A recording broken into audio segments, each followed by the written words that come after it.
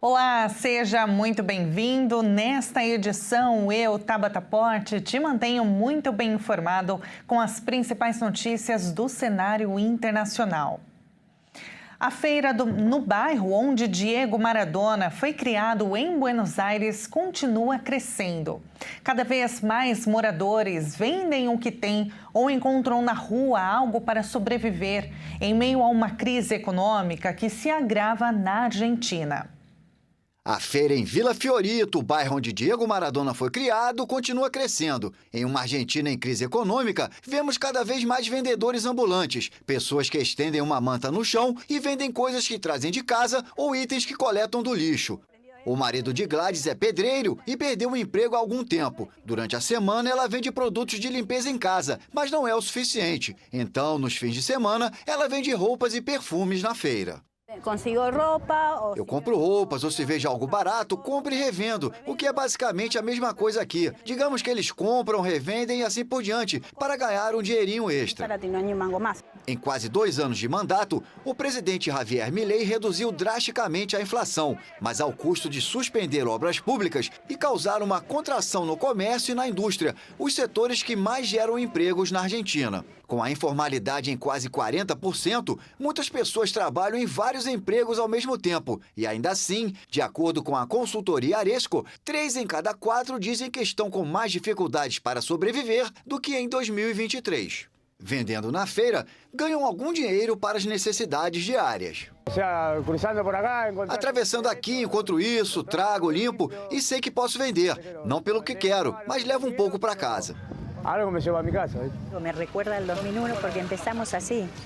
El tema es que yo llevo... Isso me lembra 2001, porque começamos assim. A questão é que sou ativista há 40 anos e já passei por todos os governos. Mas este me parece o pior de todos, porque também não temos perspectivas de futuro. No tenemos perspectiva hacia adelante. O cientista político e professor Matias Mora, natural do bairro, afirma que o fenômeno do trabalho clandestino e das vendas informais não começou com Milei, mas alerta que a administração deste governo aprofundou. Não é novo, não arrancou. Não é novidade. Quer dizer, não começou com o atual governo de Javier Milei. Agravou-se a níveis incomensuráveis e não compreendemos totalmente as consequências que terá. Mas, infelizmente, é uma situação que carregamos há muitos anos. Acarreando desde há muitos anos. Um relatório do Centro de Análise Econômica IATSE indicou que 9 em cada 10 famílias argentinas estão endividadas e que 88% dessa dívida foi contraída entre 2024 e 2025. Segundo o relatório, 58% das dívidas de cartão de crédito foram usadas para comprar alimentos. A Organização Mundial da Saúde denunciou nesta semana que a situação em Gaza segue catastrófica e calculou que a reconstrução do sistema de saúde vai custar 7 bilhões de dólares. Isso é quase 38 bilhões de reais. Já o ministro das Relações Exteriores de Israel criticou a Corte Internacional de Justiça e o Hamas, um dia após o tribunal ter sinalizado que a população da faixa de Gaza não recebeu o abastecimento adequado para garantir suas necessidades básicas. If the aid that's entering Gaza is significantly low, se a ajuda que está entrando em Gaza for significativamente baixa, isso não reduzirá o nível de fome. E a situação continua catastrófica, porque o que está entrando não é suficiente. still remains catastrophic because what's entering is not enough. O diretor-geral da OMS, Tedros Adhanom, também alertou que o custo para reconstruir o sistema de saúde de Gaza será altíssimo, de pelo menos 7 bilhões de dólares, o equivalente a quase 38 bilhões de reais, com apenas 14 dos 36 centros médicos funcionando no território, que vive uma escassez crítica de medicamentos essenciais, equipamentos e profissionais de saúde. Em Jerusalém, o ministro das Relações Exteriores israelense, Gideon Saar, criticou duramente a Corte Internacional de Justiça, que na véspera determinou que Israel é obrigada a facilitar a passagem de ajuda para Gaza. This is not a court of justice. Este não é um tribunal de justiça, é um tribunal fraudulento, um circo político corrupto. Foi transformado em arma pelos inimigos de Israel. Está sendo usado para tentar forçar Israel a aceitar medidas que colocariam em risco nossa segurança. A CIJ também afirmou que as acusações de Israel de que a equipe da Agência da ONU para Refugiados Palestinos participou do ataque de 7 de outubro não foram comprovadas, enquanto o ministro disse que é horrível e vergonhoso que a agência da ONU esteja tão infiltrada por terroristas. Segundo Saar, o Hamas pode facilmente devolver a maioria dos 13 reféns mortos restantes, mas deliberadamente prolonga o processo para atrasar a segunda fase da deposição de armas. in order to delay the second phase.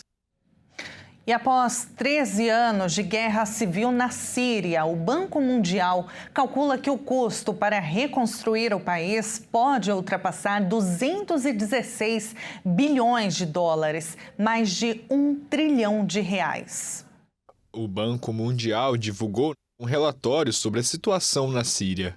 De acordo com o informe, o país árabe vai precisar de 216 bilhões de dólares, 1 trilhão e 100 bilhões de reais na cotação atual, para se reconstruir após 13 anos de guerra civil.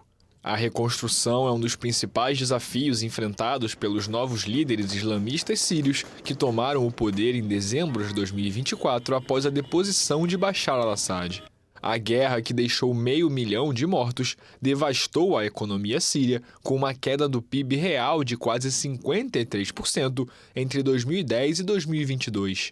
O novo governo sírio, liderado interinamente por Ahmed al-Sharaa, conta com as ricas monarquias do Golfo para reabilitar as infraestruturas. De fato, já assinaram acordos de investimento com vários países da região, incluindo Arábia Saudita, Catar e Turquia. Segundo o relatório, a infraestrutura é responsável por 48% dos danos totais, seguida por edifícios residenciais e não residenciais. O Banco Mundial estima que os custos de reconstrução serão 10 vezes maiores do que o PIB projetado para a Síria em 2024. E nos Estados Unidos, máquinas e escavadeiras derrubaram parte da ala leste da Casa Branca para dar lugar a um novo salão de festas idealizado por Donald Trump. O projeto marca a maior ampliação da residência presidencial em mais de um século. Mãos à obra. Começou a demolição de parte da Casa Branca para a construção de um novo salão de festas. Projeto avaliado em 250 milhões de dólares, cerca de 1,3 bilhão de reais. De acordo com o presidente dos Estados Unidos, Donald Trump, o projeto será financiado com recursos de doadores privados. Uma escavadeira destruiu a fachada da ala leste, deixando à mostra um amontoado de alvenaria quebrada, entulho e cabos de aço. Esta é a maior ampliação da mansão presidencial americana em mais de um século. A ala leste da Casa Branca é onde, tradicionalmente, as primeiras damas dos Estados Unidos têm seus escritórios, enquanto o presidente trabalha na ala oeste e o casal presidencial mora na mansão principal. O novo salão de festas terá 8.300 metros quadrados e capacidade para 1.000 pessoas. Segundo Trump, o espaço é necessário para realizar jantares de Estado muito maiores e outros eventos que atualmente acontecem sob uma tenda. Na semana passada, o republicano organizou um jantar luxuoso na Casa Branca para os doadores do novo salão, como representantes das gigantes de tecnologia Amazon, Apple, Meta, Google, Microsoft, entre outras empresas, todas com grandes contratos ou negócios com o governo. A obra faz parte de uma ampla reforma da Casa Branca desde que o bilionário voltou ao poder em janeiro, incluindo decorações com ouro no Salão Oval e a pavimentação do Roseiral. O secretário-geral da ONU, Antônio Guterres, afirmou que o mundo não vai conseguir conter o aquecimento global abaixo de 1,5 graus nos próximos anos, rompendo a meta central do Acordo de Paris. O alerta foi feito às vésperas da COP30, quando o diplomata destacou que os países presentes precisam apresentar planos climáticos nacionais robustos. Uma coisa já está clara: não conseguiremos conter o aquecimento global abaixo de 1,5 graus Celsius nos próximos anos. Foi o que admitiu o secretário-geral das Nações Unidas, Antônio Guterres. Limitar o aquecimento global a 1,5 graus Celsius em comparação com a era pré-industrial é a meta mais ambiciosa do Acordo de Paris, firmado em 2015. Mas muitos climatologistas concordam que esse limite provavelmente será atingido antes do final da década, já que o planeta continua consumindo grandes quantidades de petróleo, gás e carvão. Segundo o Observatório Europeu Copérnicos, a temperatura média global já é 1,4 graus Celsius mais alta do que na era pré-industrial.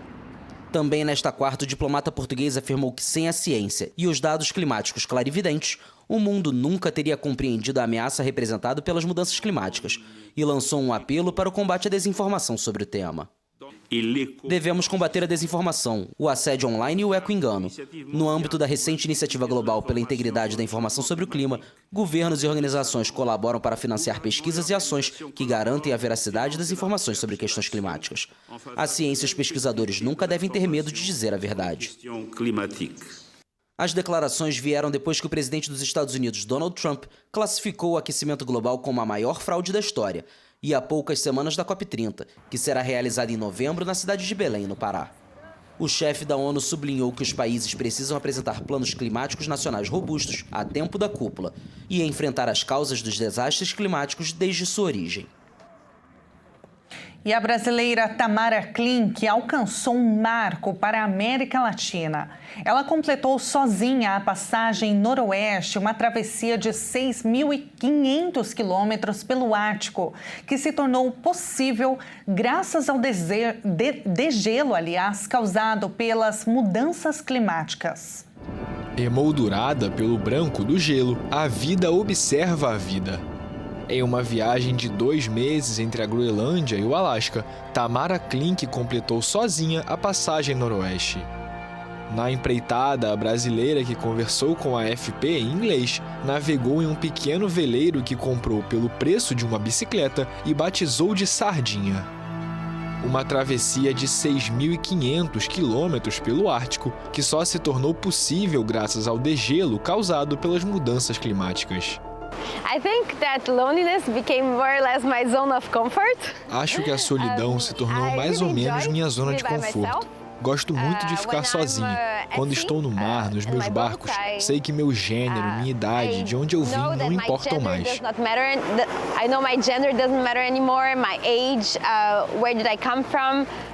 A conquista solitária no final de setembro tornou Tamara Klink a segunda mulher e a primeira latino-americana a completar a perigosa travessia.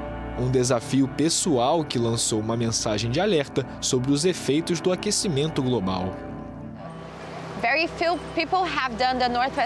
Pouquíssimas pessoas fizeram a passagem noroeste sozinhas, não só porque é desafiador, é muito desafiador tecnicamente, mas também porque era impossível fazê-la alguns anos atrás. O gelo marinho ficava congelado durante todo o inverno e também durante o verão.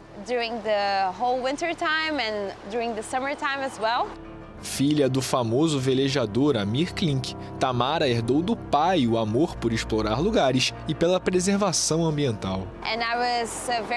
Fiquei muito chateada por conseguir fazer isso com muito menos gelo do que esperava encontrar. Só encontrei gelo em 9% do caminho, o que é muito pouco. O Ártico está na linha de frente do aquecimento global. De acordo com a União Internacional para a Conservação da Natureza, a região aquece 4 vezes mais rápido do que o resto do planeta. Em um parque de Londres, dezenas de jovens se reuniram para gritar juntos e liberar a tensão. Um fenômeno que viralizou no TikTok virou um santo remédio para relaxar muita gente. Gritar a plenos pulmões ou aos 4 cantos. Em Londres, um grupo valida qualquer iniciativa que sirva para estimular a garganta a produzir muitos decibéis. Os participantes, em sua maioria com 20 anos, se reuniram no fim de semana no topo da colina de Hampstead Heath, a oeste da capital. O Esquadrão do Grito é o conceito de soltar um grito coletivo e catártico. É uma espécie de inspiração para a terapia de grupo, também chamada de terapia do grito, para extravasar frustrações sobre as quais não consegue falar. Mona Sharif é a organizadora do Clube do Grito londrino, que cresce rapidamente em popularidade no TikTok e chegou à Grã-Bretanha vindo dos Estados Unidos. Uma pessoa disse que dormiu muito bem depois do grupo, e foi ótimo ouvir isso. Teve outra que falou sobre o aspecto comunitário, que veio sozinha, e como tem lidado com a solidão e dificuldade de fazer amigos. Participando do grupo de gritos, acabou saindo com pessoas para jantar. É muito bom ouvir isso. Julia Dewitt, professora de 29 anos, está feliz de que muitas mulheres que frequentemente são encorajadas a manter a calma e a serenidade tenham participado do encontro. Muitas vezes somos quietas, calmas o máximo que podemos, mas acho que muitas vezes estamos passando por muito estresse. Especialmente como professora, estou cercada por crianças e preciso manter a calma. Então agora é a minha hora de gritar. Ter uma comunidade enorme de pessoas com ideias semelhantes, gritando para o céu ou para as pessoas, é exatamente o meu tipo de coisa. Adoro ser descontrolada e louca. Segundo uma pesquisa da YouGov para a Universidade UCL, publicada em setembro, 2/3 dos jovens da Grã-Bretanha enfrentam problemas psicológicos relacionados principalmente aos seus estudos ou situação financeira. Por isso, poder gritar sem censura pode ser um excelente remédio para o corpo e para a mente. Trocando o verbo até que faz sentido. Quem grita, seus males espanta. E esta edição fica por aqui. Muito obrigada pela sua companhia. Se quiser rever esta edição, é só acessar o nosso canal no YouTube, Jornalismo Hit TV. Até a próxima!